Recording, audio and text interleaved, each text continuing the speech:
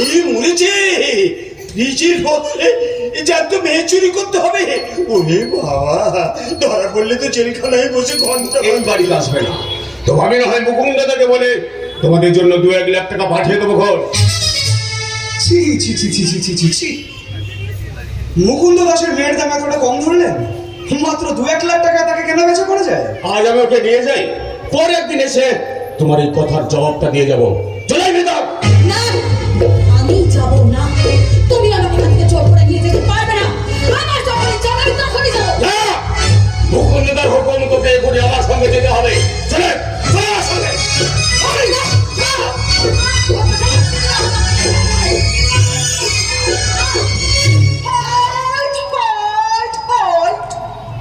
What is here? क्या हुआ? একজন লেডিসের উপরে তুমি জুলুমবাজি করছো কেন? ছেড়ে দাও ওকে, ছেড়ে দাও।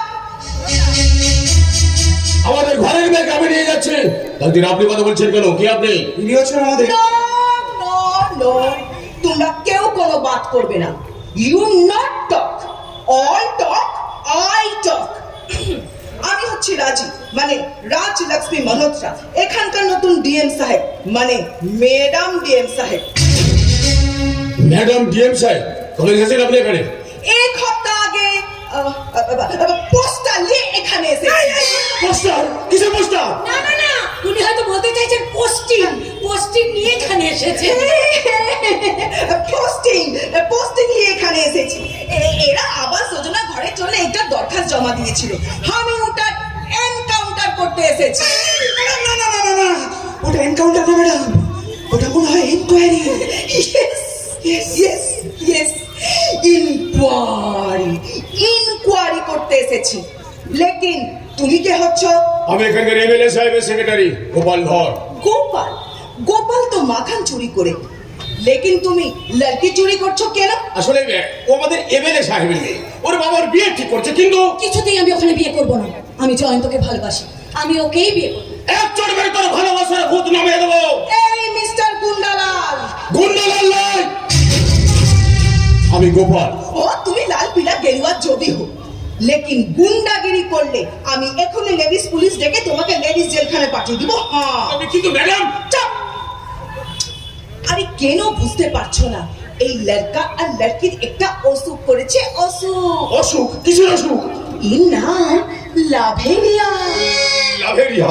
ওরে বাবা, ডায়রিয়া শুনেছি, ম্যালেরিয়া শুনেছি, এই লাভেরিয়াটা কি? লাভ লাভ লাভ লাভেরিয়া, লাভেরিয়া, হাসিনা লাভেরিয়া,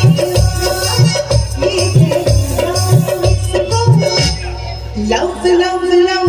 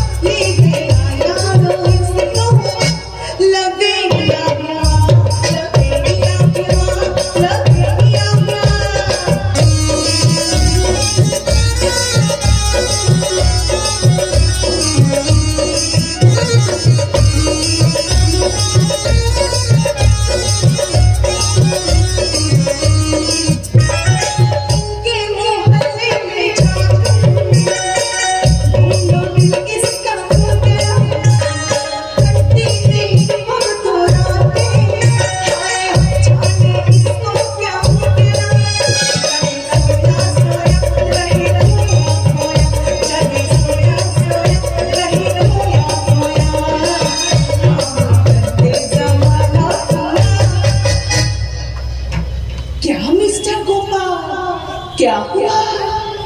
लव लव लव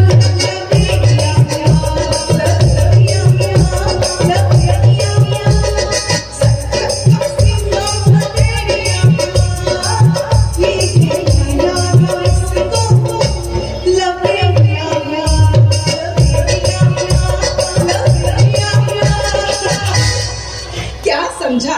अरे मारपीट করলে এসব লোক ছাড়বে না, ঠান্ডা মাথায় সামলাতে হবে। তুমি বাহার যাও, আমি ওকে বুঝিয়ে তোমাদের ঘরে পার্সেল করে দেব। যাও যাও যাও।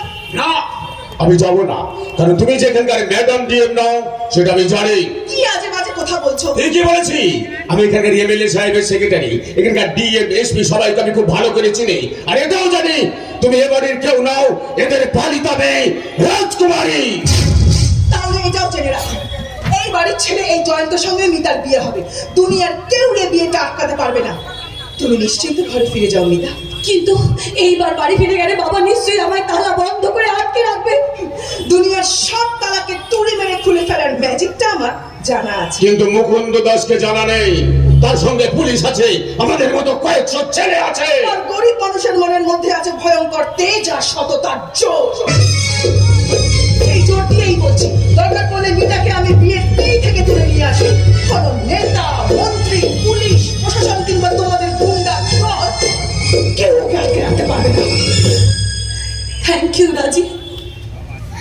12ই অগ্রহণ আমার বিয়েটা ঠিক হয়ে গেছে। যা করার তার আগেই করতে হবে,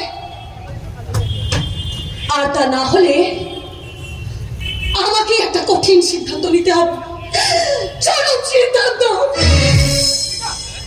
তুমি আমাদের এমএলএ সাহেবের ক্ষমতাকে চ্যালেঞ্জ করেছো, বিয়েটা বেটে যাক, তারপর আমি নিজে এসে তোমার এই মস্তানির জবাবটা দিয়ে যাব, উপযুক্ত জবাব। তুই এসব কি আবার শুরু করলি বলতো রাজি?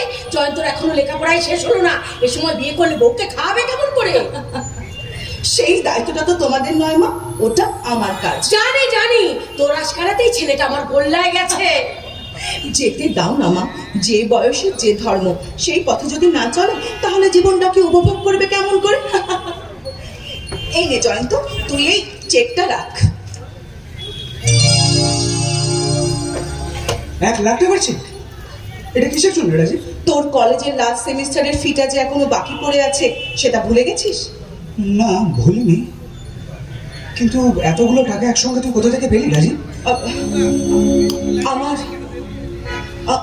আমার দোকানটা বন্ধক দিলাম। রাজি, কতদিন ধরে কত পরিশ্রম করে তুই একটা দোকান খুলতে পেরেছিস, সেটাও তুই আমাদের জন্য বন্ধক দিলি মা। ভাবছো কেন মা?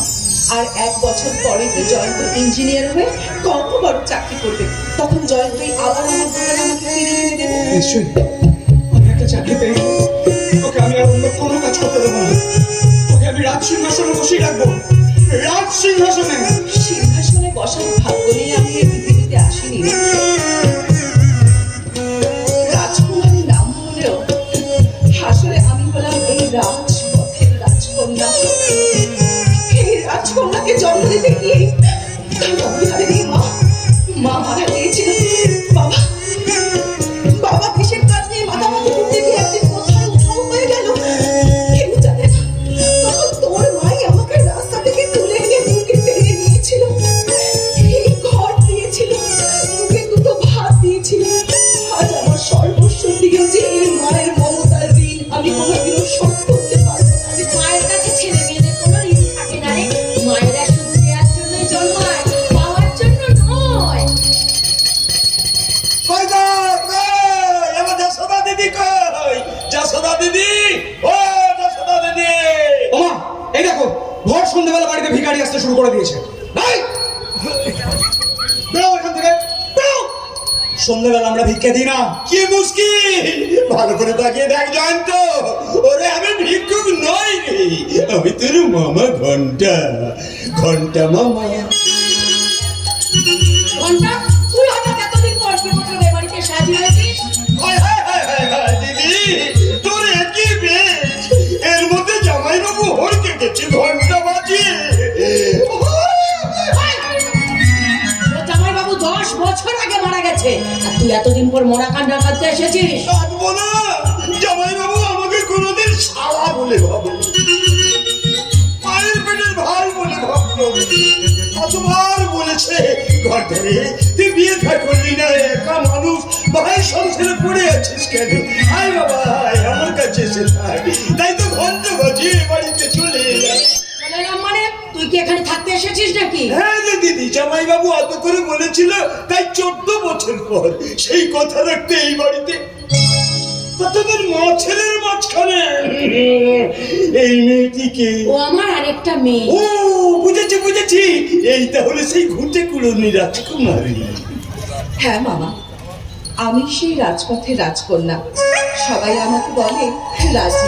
তা তুমি নাকি এদের সংসার চালাও, তাই তোমাকেই বলে রাখছি এখন থেকে এদের সঙ্গে সঙ্গে আমার খাওয়া পড়ার দায়িত্বটাও কিন্তু তোমার। যতদিন ভাববো তোমাদের গার্জিয়ান হয়ে এই বাড়িতে বসেই ঘন্টা বাজাবো। একদম না, নির্ঘাত বর্দার বাড়িতে কোনো কেস খেয়েছিস, তাই আমাদের কথা তোর মনে পড়েছে। এই কিস খাবো কেন, কিস খাবো কেন? আমার তো একটা আত্মসম্মান বলে জিনিস আছে। বড়দার ছেলের বউটা বলে কিনা আমি নাকি রান্নাঘরের মাঝে মাংস নিজের মিষ্টি সব চুরি করে খাই। এত বড় অপমান মাথা পেতে নেওয়ার মানুষ তো আমি নই, তাই তো ঘন্টা বাজিয়ে বাড়িতে চলে এলাম। আমাদের বাড়িতে কিন্তু কোনো ফ্রিজ নেই। ফ্রিজ নেই? এই মরেছি, তাহলে এই গরমে আমি থাকবো কেমন করে? না না না না না না না না দিদি, তুই এক কাজ কর, কোনো বড় হোকের মেয়ের সঙ্গে ছেলের বিয়েটা লাগিয়ে দে। বৃষ্টি বিয়ে গাড়ি সব চলে আসবে ঘন্টা বাজি।